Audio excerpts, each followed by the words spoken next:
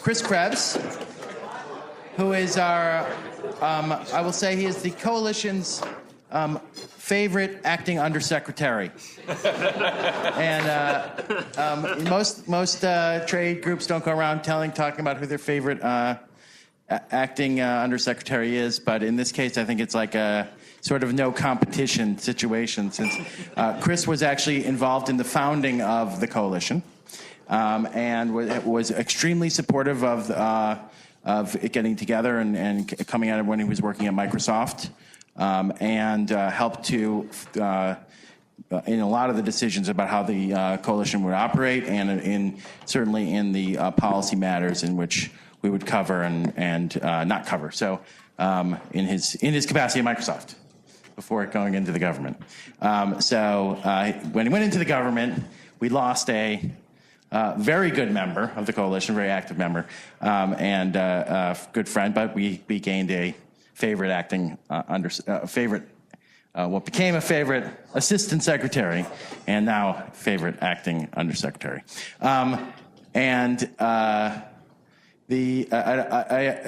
In general, though, I mean, Chris is really so thoughtful on these issues. It's great to have him at DHS again. He was there before. He was in the private sector. He's also an alum of George Mason University Law School before there was a National Security Institute. And so it's great to have him as a representative of one of the institutions that we have as one of our co-sponsors here as well. So with that, I want to hand things over to Chris. Thanks for doing this.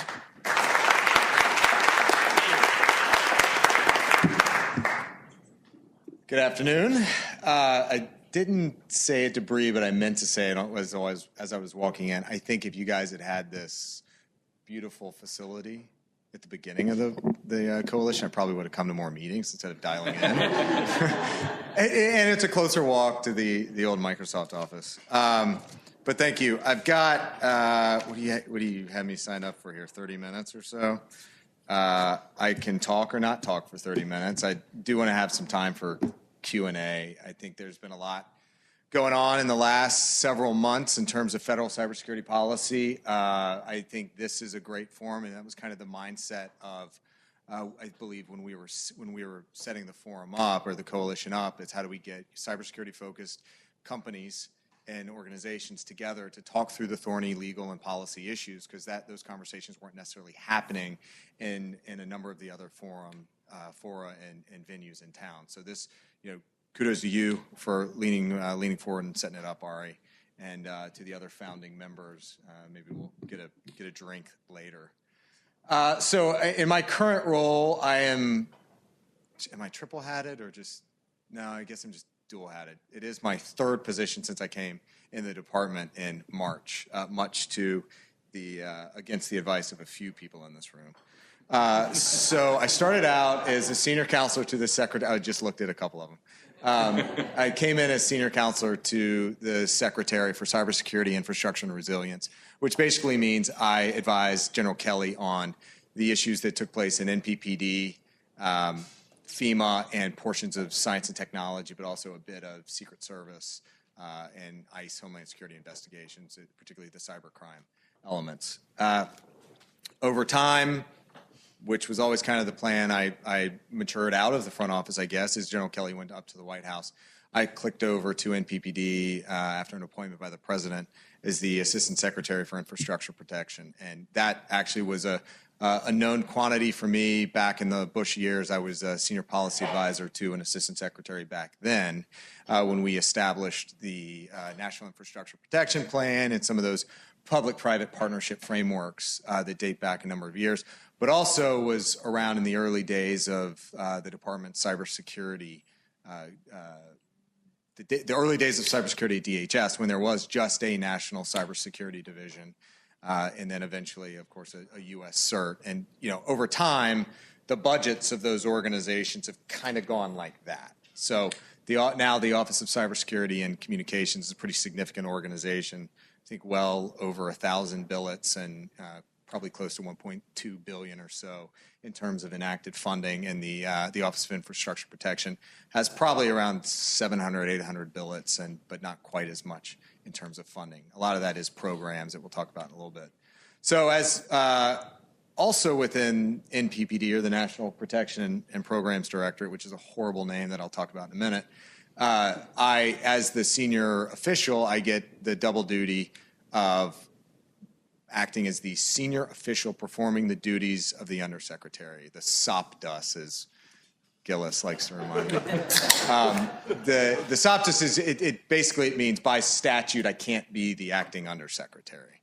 There's the Vacancies Act, which has a couple of restrictions on what you can be formally called. So due to the fact that I came in when I did, I wasn't there before Suzanne Spalding left, and other issues, I'm not able to be called acting, but I won't hold it against you if you do call me acting. But in the meantime, I do step into the role of Suzanne and some of the great things that the last team did, and carry forward a number of the cybersecurity policies.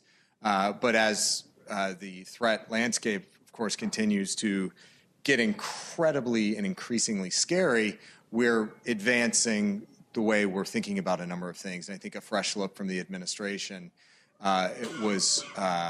enables me to do that a little bit. But at the same time, when you go back, and I think the President's Homeland Security Advisor, Tom Bossert, said it earlier this week, Executive Order 13800, which was released in earlier in the spring, is more than anything, it's kind of a stitching back together of a number of the previous administration's cybersecurity policies with a little bit of emphasis in certain areas, but certainly re-emphasizes the notion of accountability across federal networks at the department and agency head level, certainly promulgating and reinforcing the concept of adoption of the NIST cybersecurity framework, which a number of folks in this room, Adam, were instrumental in pulling forward.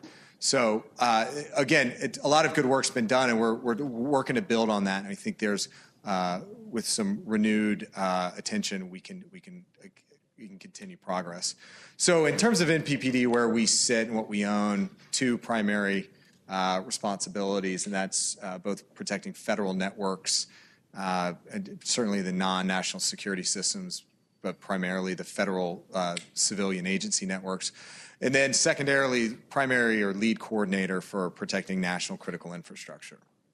And so when it comes to a mission statement, it's pretty much just that.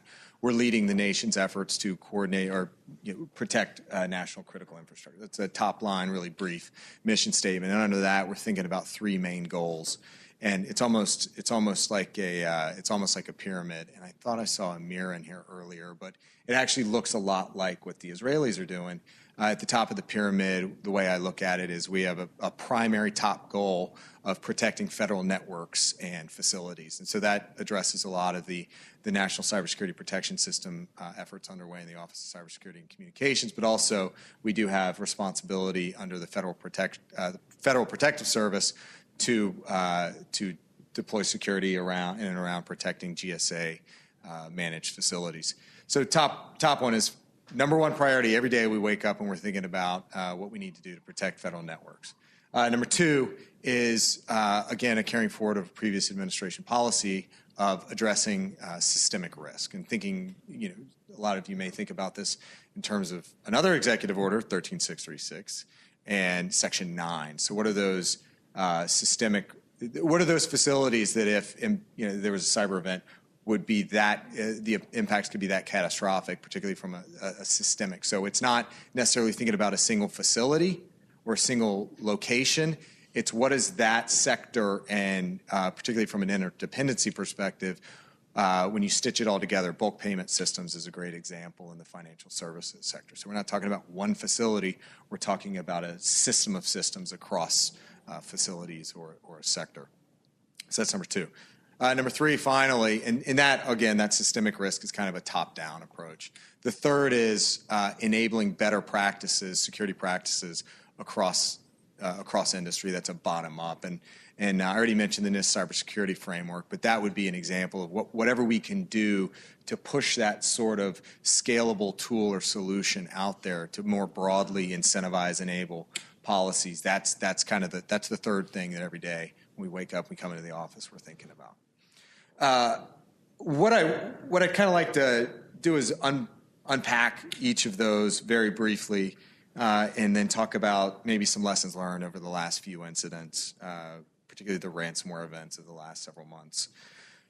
When we think about that protecting federal networks, it's a layered approach, likely of interest to a number of the folks in the room, but we have a couple of programs that are really a binning up of a number of commercial solutions or commercially available solutions that can deploy into federal networks. The continuous diagnostics and mitigation program is one of those. There are 4 phases. First is what's on the network. Second is who's on the network. Third is what's going on in the network. And the 4th phase is what's the next step? What is it, mobility? What does cloud look like in terms of deploying these tools? That is something that we've been working on. It's probably taken a little bit longer than anyone would have liked, but that's because I don't think we actually had a full appreciation of what the problem was.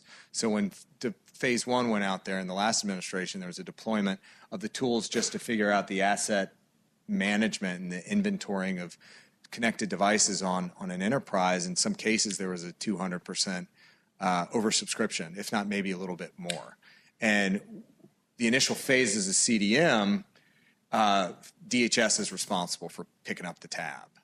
And so when you get into this situation where you have a multiple oversubscription, that's going to slow things down. It's going to change your bottom line a little bit. It's going to require a little bit of engagement with the Hill on how we're going to do this going forward. Now, going forward with the who's on the network, matching that up with what's on the network, that's going to enable us that kind of federal enterprise-wide risk picture. And Jeanette Manford, the Assistant Secretary for Cybersecurity and Communications at DHS, has been on a push lately to talk about the federal dashboard. And that, again, gives you a sense of, we haven't had before, but gives us a sense of what is the state of software, what's the state of hardware on federal networks that are plugged in. And so when we think about back in the spring, WannaCry that's exploiting a certain vulnerability, we would have been able to immediately pull up, okay, who's impacted? How can we engage with those facilities or those agencies and help close out that risk? Now, the better part about that story is actually over the course of time, through some of the binding operational directives that Michael and the team in DHS had led last year, or in the year before, was addressing those critical vulnerabilities, making sure we're closed out. We have a timeline where each time there's a critical or severe vulnerability, there's a timeline and a requirement that you can measure against to ensure they're closed. So when we think about WannaCry, and we think about Petya, and now that we're looking at Bad Rabbit, there is a certain degree of success, I think, domestically told about the vulnerabilities were patched because everybody's forward-leaning on patch management. And so that's, partly because of the folks in this room, but also some of the policies of the past that have been able to pull forward. And you look at these overseas infections likely due to either not patching systems, unlicensed systems, pirated systems, something along those lines. So lots more to do here, but there's a good foundation. And if I could do anything, I'd probably turn up the speed a little bit and get us a little bit faster in terms of deployment.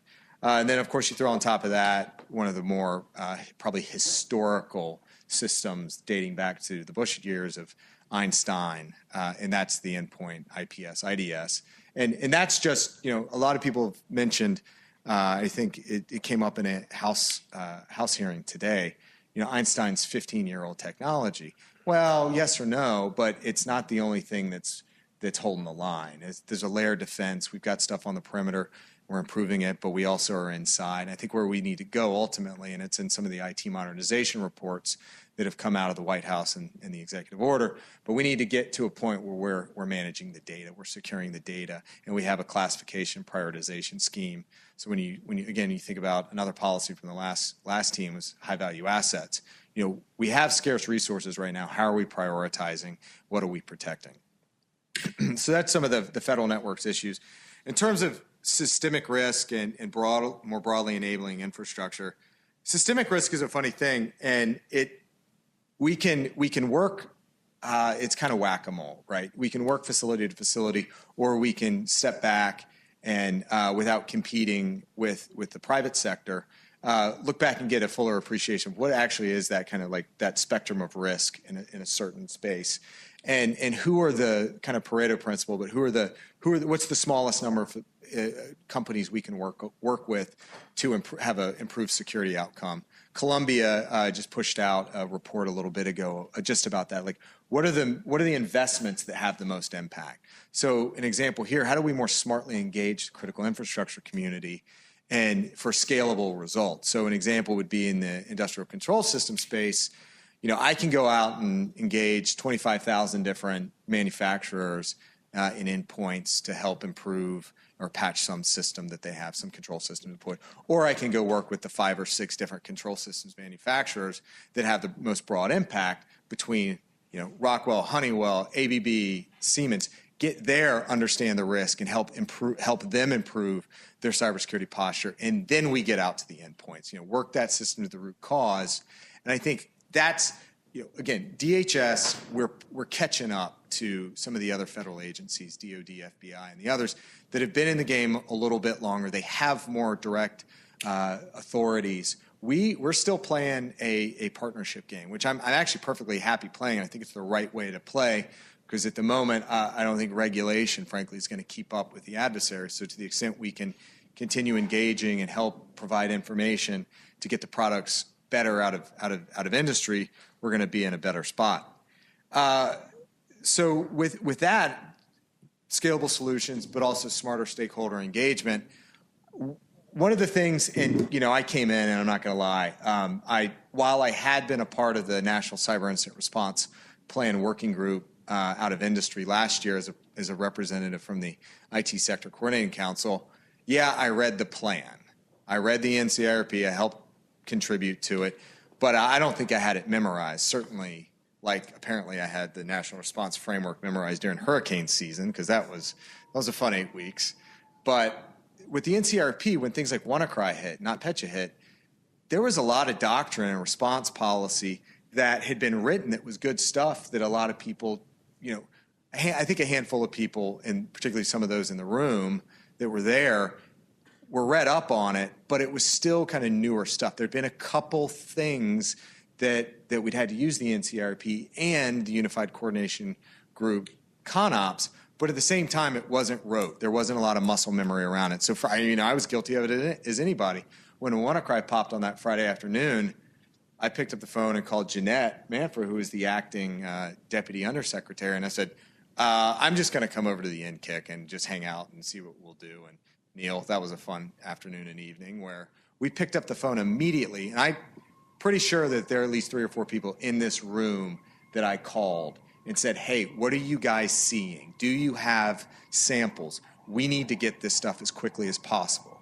So when we think about smarter stakeholder engagements, we've made a lot of investments in terms of automation and signing CRADAs and getting people onto the NKIC floor.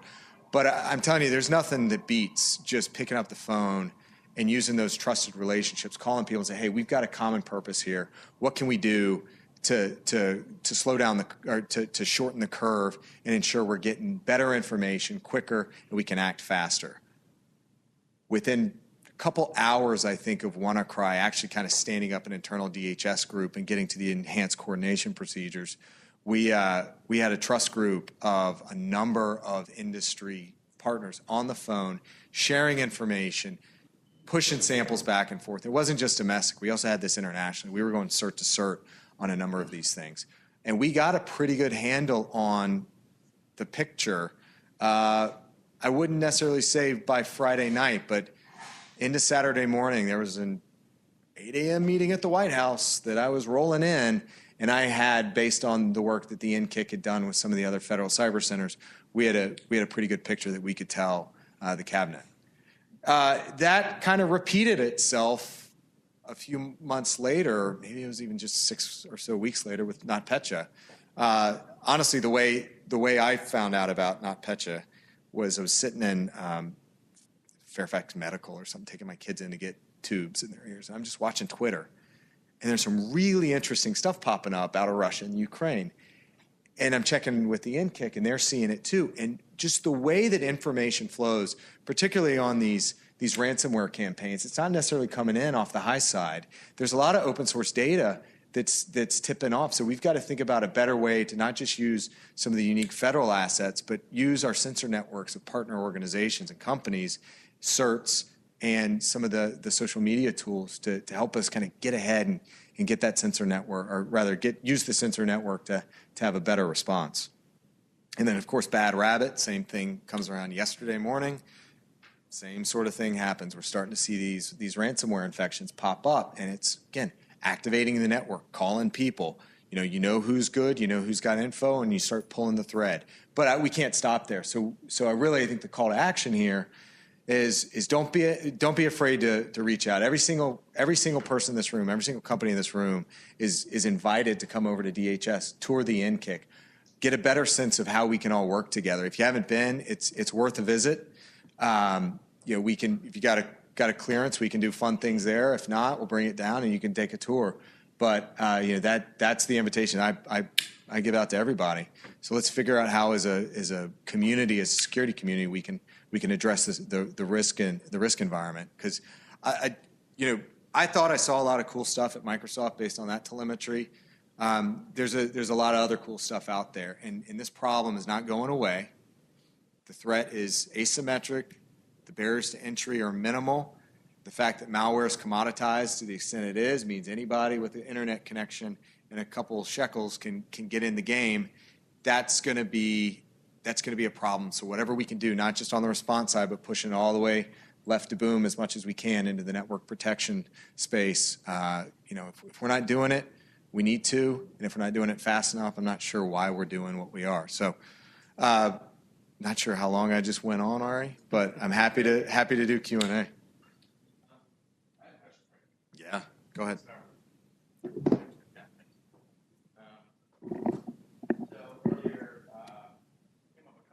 But Representative Langevin sort of hit on it the most, which was automated indicator sharing program. Is it successful in your view? And either way, what can be done to make it better?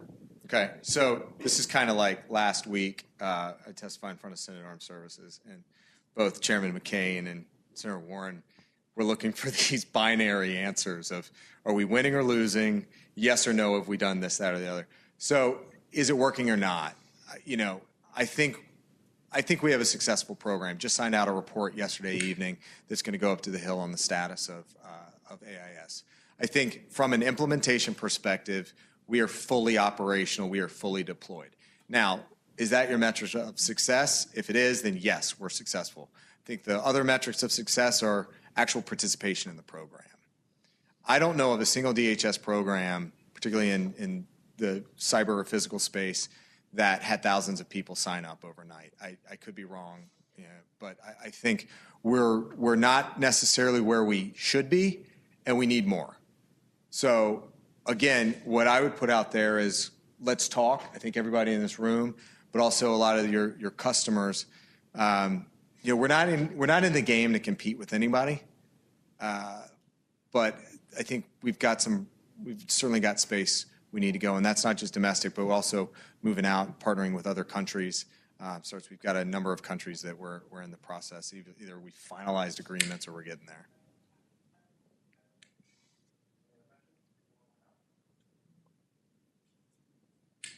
Anything else? Come on. You want me to talk? We will take you up on the NKIC tour offer, though. The coalition will. I don't know about other people. Last chance. Okay, Belly. My name is Belisario Contreras. I work for the Organization of American States. I've been working with DHS for many years. So I think all our member states actually, and many countries around the world look at the U.S. for the views on the internet and cybersecurity, free, secure, and open internet. So far, we have been working very close with the state on international issues, and DHS, of course, with CSNC and US CERT. But you're talking about policy. What will be the policy? What you will be on working with other countries? What will be the policy working with, for example, I was with, I chair in Mexico, 2 months ago. They are working on a national cybersecurity strategy. How will be the relationship with developing countries on protecting the critical infrastructure of the United States? Attacks are not happening, are not coming from the US, are coming from abroad, are not coming from Germany or from France, where the US have the tight relationships. So how will the Department of Homeland Security work with countries in Africa, Asia Pacific, and the Americas region? That's really important. Well, for me as a resident and actually for the organization that I'm working right now. Got it. So, Chris, I'm going to try to answer this. I may have to fall back to you for more of the strategic concepts that you had in place at state. But the executive order 13800 did require a report on international engagement and international strategy. DHS sent up a report that I thought was actually, that exercise in and of itself was valuable, because what it did was articulate a series of engagements that we had globally, and not just in Europe, not just in Asia, but South America. Frankly, this was a true global international. Wouldn't say it was a strategy just yet, but it was, at least from the department's perspective, it was an articulation. Here are the things where we're engaging both bilaterally and multilaterally, and generally speaking, here's some of the objectives we have.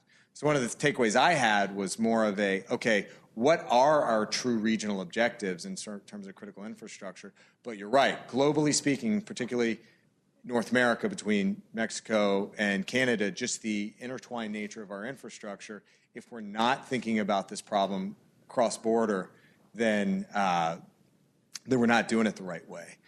More broadly down into South America, that was actually a area of significant interest for General Kelly when he was, primarily due to his time at Southcom. But we were embarking on across a number of initiatives in South America that were critical infrastructure focused, particularly those that had of significant interest to the United States. So I wouldn't say that there's any sort of preference for Europe or Asia or anything. The way we look at it is there are opportunities for particularly capacity building globally, but we've got to look at things strategically and particularly with our scarce resources. And the only thing I'd add to that is that every single agency, almost every single agency, not every agency, but almost every single agency did a similar report after 45 days, and that was all coalesced and kind of racked and stacked, because different departments, as you might imagine, might have different priorities in different countries. Right. And so getting that picture across all the U.S. government, I think, was really valuable, and putting that together in something that's more comprehensive, I think, was really important. Right. But it didn't, as you said, it doesn't favor one region, but it identifies the problems and the opportunities in each region. And it's something that really had to be done anyway. I mean, the last international strategy was back in 2011. Yeah, and I think more broadly, so the President's Homeland Security Advisor mentioned it yesterday, in fact. Ryan's about. The administration is working on both a national security strategy and a cybersecurity strategy. The national security strategy will come first. That'll inform the subsequent. There is a cyber component of the national security strategy that will then tee up a cybersecurity strategy. And I would not expect any dramatic change in terms of how we do things. Yeah, there may be a different or more detail in terms of deterrence or anything like that. But from a network protection perspective, you're going to continue to see building and reemphasis of a lot of the existing policies. And again, it's a progressive policy arc that begins way back in, if not earlier, 1997, that pulls straight through EO 13636, PPD 41, PPD 21, and all the NCRP and all that. Another question? Executive order from Eric Wenger from Cisco. Executive order from May has the agencies reporting, or they had them reporting into the OMB and DHS about their use of the framework. I was wondering if you could give us any sort of initial impressions on what you've seen from that reporting and how DHS is going to use that information. I was told that there would be no hard questions. No, Eric, let me get back to you on that one. I don't have any sort of metrics around that, the usage of the framework, but I do. There are a number of good efforts underway. In fact, Pamela mentioned what she's doing with some of the small and micro agencies, which I think is a great step. We need more scalable solutions across the federal interagency. There are a lot of the big networks that, or the big agencies that get, and same goes, frankly, for small and medium-sized businesses.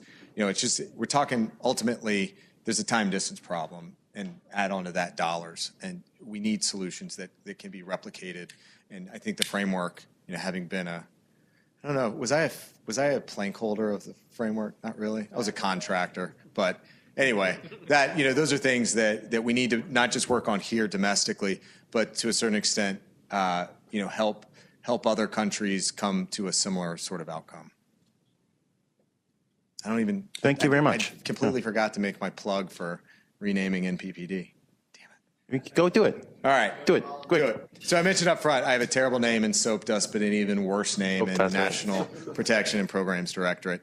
One of the things we've been working on with House Homeland is something that Suzanne Spalding was very passionate about in the last administration.